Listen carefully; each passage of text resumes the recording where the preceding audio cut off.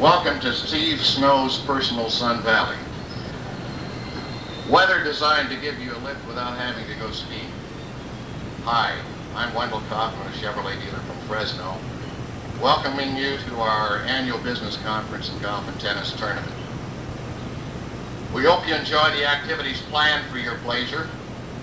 And I think at this early stage in the conference, I'd like to recognize the many sponsors that are contributing to your enjoyment. Let me make the one comparison. Collectively, we have approximately 875 dealer members in our Northern California Association, as well as 100 associate members.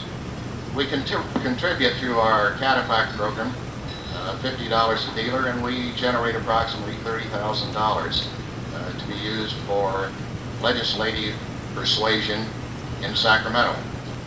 Our collective hosts for our three-day outing are contributing collectively approximately $75,000 to your entertainment and enjoyment, and so be sure you get your piece of the rock at $75,000, and I think it isn't too early to say thank you to this great group of people.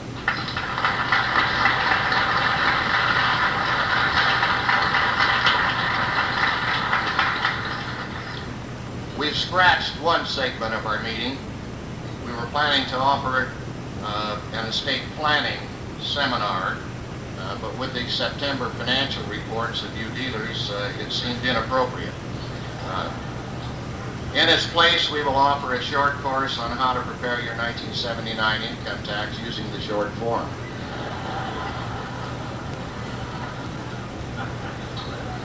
Let's meet our conference co-chairman. 3 years in a row, these two gentlemen have done an outstanding job in taking care of the activities as it relates to both golf and tennis. First of all, Volkswagen dealer in San Jose and Santa Cruz, Bob Lewis, and the co-chairman, our Toyota dealer in Hayward, Charlie Kilmer. Bob and Charlie.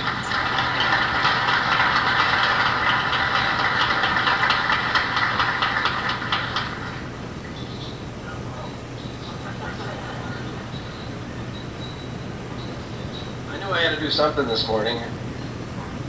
You know, Steve writes these notes out every year, and I can tell you that they haven't changed at all for 3 years. So, but it is true. Our turnout this year is the largest ever, and we thank you all for showing up. We kind of give you some figures here. We have 75 tennis players, which is up considerably from last year. We have 61 lady golfers, and I know the reason for that, and you'll meet her or meet the ladies that handle that in a little while. We have 220 men golfers, and we're not sure between 110 and 140 shoppers. And you shoppers really turned out last year. Make sure you wear your badges so that you get your lunch at the Pine Inn. We had one oversight in the program as far as sponsors, and that's the people that are buying our breakfast this morning, and that's Pacific Standard, and I'd like them to stand up and recognize them today, and right here.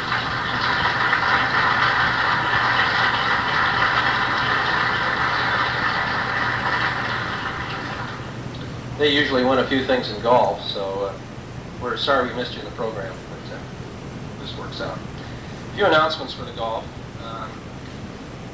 Can you hear me if I step away from this? Can you hear me in the back? We conducted a survey this year between the tennis and golf players, kind of interesting. We weren't sure whether to put up cash this year or go to trophies. And the tennis players unanimously voted for trophies, and the golfers for cash. So you can draw your own conclusions there. There were a few golfers that questioned that, and if you'll come up Wednesday with your cash, if you win, we'll get you a trophy with it. So I'm not going to go through the rules. They're the same as we've had in the past. I wish you would consult them. In fact, if your wife is playing golf, look at her rules, because they're really better than ours, and I think we play a lot faster if we play the ladies' rules. The courses that we're playing, well, let me get to that in a minute. We have dropped the... He's also a prospective DeLorean dealer, and we'll be introducing our guest speaker in just a few moments. Meet Don Lucas, the manufacturers and distributors with us, How about a special $75,000 welcome closer? Is a name immediately recognized and identified with the complex business of automotive manufacturing. Don Lucas, one of our association members, a personal friend of Mr. Delorean, and currently an applicant for Delorean franchises, will introduce our guest speaker, Don.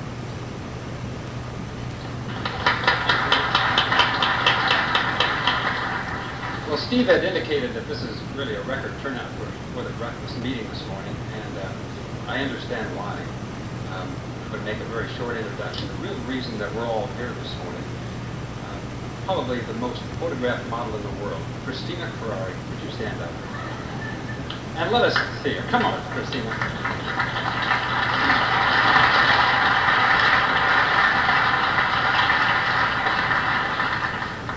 You know, the problem always comes up, how do you introduce a very beautiful and very famous wife? And I asked John this question, and John said, I really don't have any hang-ups about it. Introduce me as John Z. Ferrari. So, we have a short film, which I think you'll enjoy, and if we can turn the lights out, we'll run film.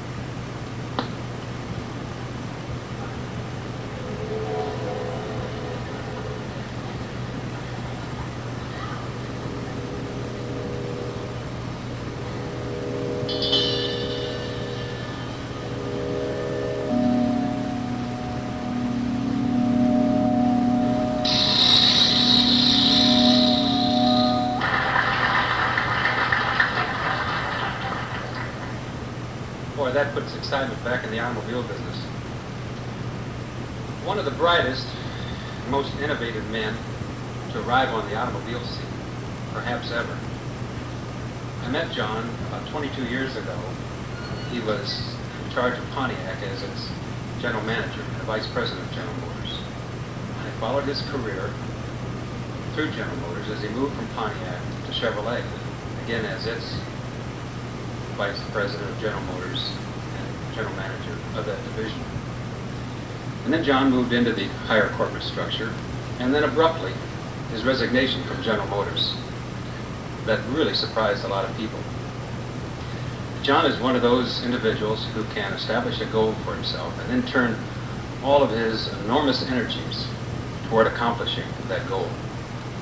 John's goal has always been to start an automobile company. And really, who would know better how to do that? A complex project of that magnitude. With John's engineering background, his flair for design and marketing, and his determination to accomplish a concept that many people said couldn't be done. Ladies and gentlemen, I give you John Z. Delorean.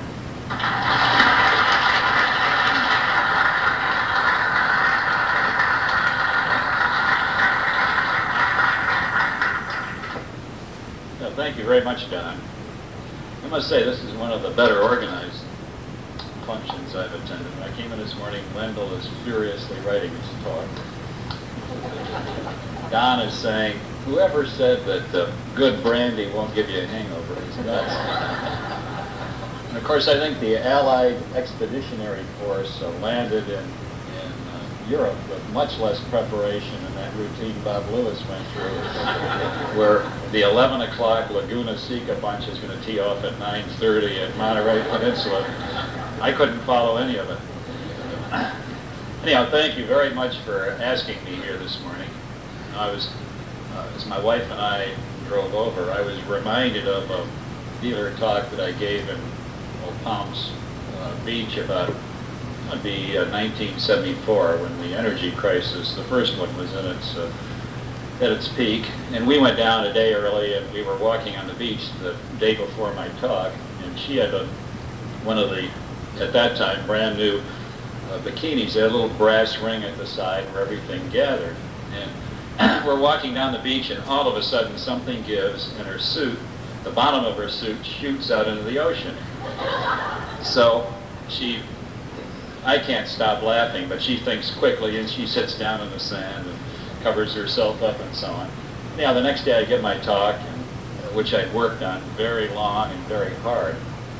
And I opened the thing up for questions, figuring somebody was going to get into this very astute analysis I prepared. One of the dealers about halfway back gets up and he says, "What time is your wife going to walk on the beach today?"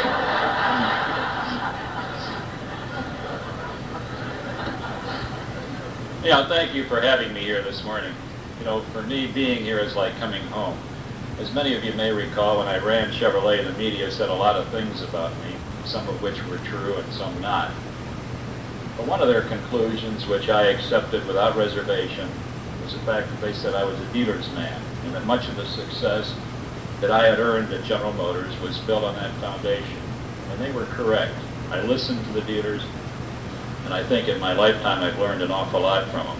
Too often in large corporations, we have a tendency to function by computer readout, by statistical norms, by last year's performance, by parameters, by averages.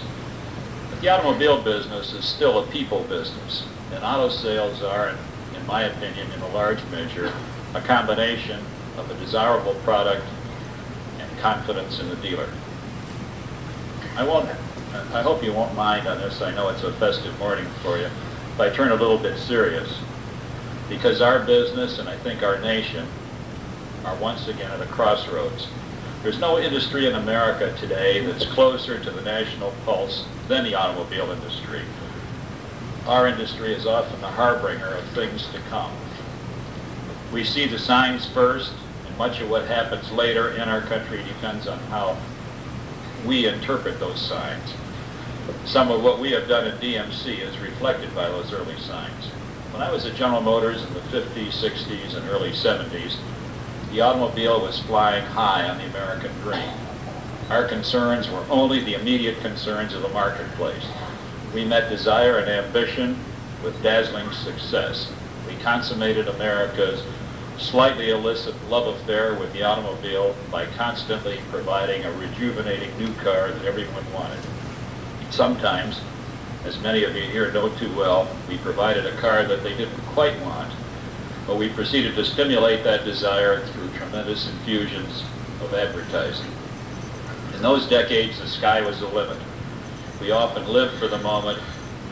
While we went through periods of self-doubt, we emerged at the other end with renewed confidence in ourselves. Some of us saw the dark clouds on the horizon and argued ineffectively that the U.S. auto industry was not alone on this planet, that others, the number twos, would be trying harder against our accomplishment in the years to come, finding holes in our marketing strategies, finding weakness in our arguments, probing the shortfall of our technology, and building their own dreams, all the while benefiting from our self-confidence and our cocky closeness to the American pulse. We also knew that if all else failed, we could pour billions into advertising and styling and win any competition. As it turned out, it was the foreign entrepreneur operating in a competitive atmosphere the American way and with their ears to the ground who made the wedge in our market. When the first fuel crisis hit in 1973, they had the inside track. They had smaller cars. They had lighter cars. They had more fuel-efficient cars. And with their tinkering with our technology and the styling, they had designed cars that fulfilled the unique demands of the American marketplace. As too often happens in this country, we responded effectively to the sudden jolt of the first fuel crisis. We caught up, we leveled out, and then we went back to sleep again. Now the second crisis appears to be here to stay, and we're forced into playing an expensive game of catch-up precisely at a time when government-inspired inflation has put severe practical limitations on capital investment. We're also learning the hard way that our industry cannot survive by advertising alone. As every dealer knows, you must respond to the real world, the world of which the customer knows and lives. We need to turn our genius to producing a fleet of lighter, fuel-efficient automobiles which are styled to our tastes and priced to our American pocketbooks. What our industry is learning, and some of it is costly and painful, is that we can lose touch with America's view of itself. Our industry, like no other, is woven into our total economic life and our national psyche. As a nation, we've lost some of our self-confidence. It's a small wonder. But if anyone wants to know how to reach the American spirit, he need only look at the crowds which greeted the Pope on his visit to our country last week. His message was one of conservation, of trust, of sharing, of a return to basic values. I think that's what this country wants, not only in its philosophy, but in its products. Because our company is a dealer's company, and our dealers are all stockholders, we had a sense of what was coming. And many of the product concepts and objectives that were considered futuristic 4 years ago when we started our company seem to be right on track today. Our original design objective was to conserve energy and resources. This is more right today than it was then. For example, our DMC-12, the car you saw in the movie, uses 1.3 fewer barrels of petroleum in fabrication than comparable domestic cars. In addition, we would expect to save, on the average, about 200 gallons of gasoline per year in operation, or about 4.5 barrels per year. All of our sheet metal components and principal chassis components are fabricated from stainless steel.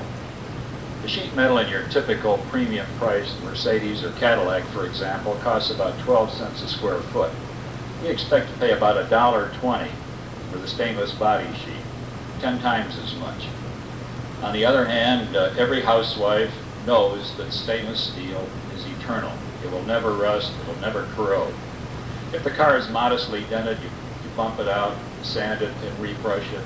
If it's scratched, you rub it out with a Brillo pad. And since our fenders all screw on and off in a matter of minutes, most small body jobs become quick service instead of overnight. Our chassis frame is also stainless steel. Of course, not even Rolls-Royce do that. You ask, is that an extravagance? Not if you're building long-term value and outstanding resale, and you're striving for a new kind of reputation in this world. You know, suddenly today, the world cares about corrosion, and our stainless steel may well be a marketable feature. Cynics a few years ago were asking us how. Now they're only asking us when. Our main assembly plant will be completed before the end of the year, and we expect to begin pilot training of our people at that time in initial assembly. For our Irish workers, we're using a comprehensive training program very similar to those used by Mercedes and Volkswagen in Germany. As you know, all German cars are assembled by Turks, Moroccans, Spaniards, and Italians, most of whom never worked in a motor plant before. The German companies have developed total immersion training programs to build products of genuine quality. Of course, we hope to emulate them. We expect to move from pilot to regular production about mid-1980, with cars available at regular new car announcement time next year. About the same time, I hope that the United States economy has turned around. And of course, if you believe the newspapers, under the new President-elect Kennedy.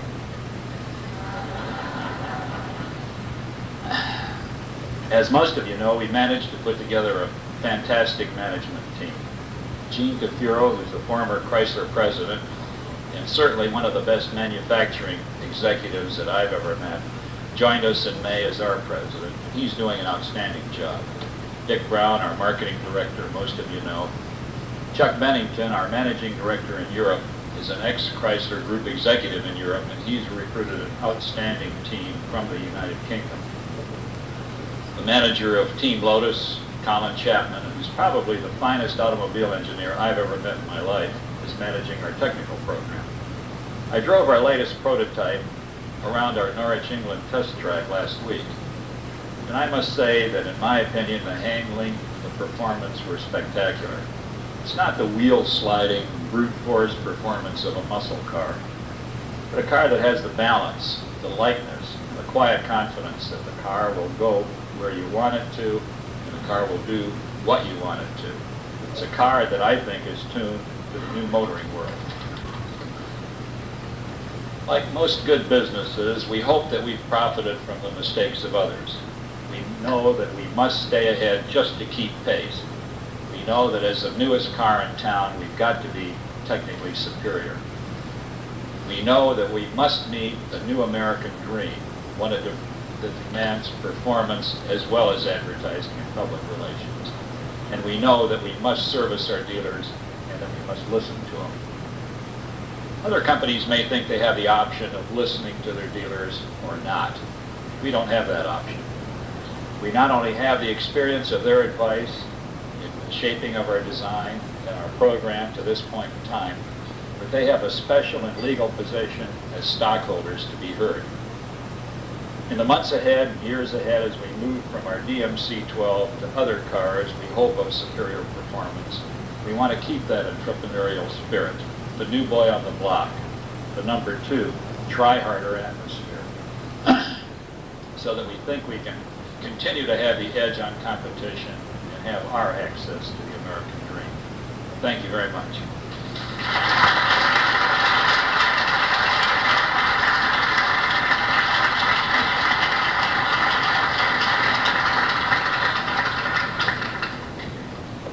Thank you, Mr. Delorean, for interrupting your very busy schedule to share this morning with us. Before we adjourn, back to Bob and Charlie for just a moment for any changes that have been made in the last 18 minutes.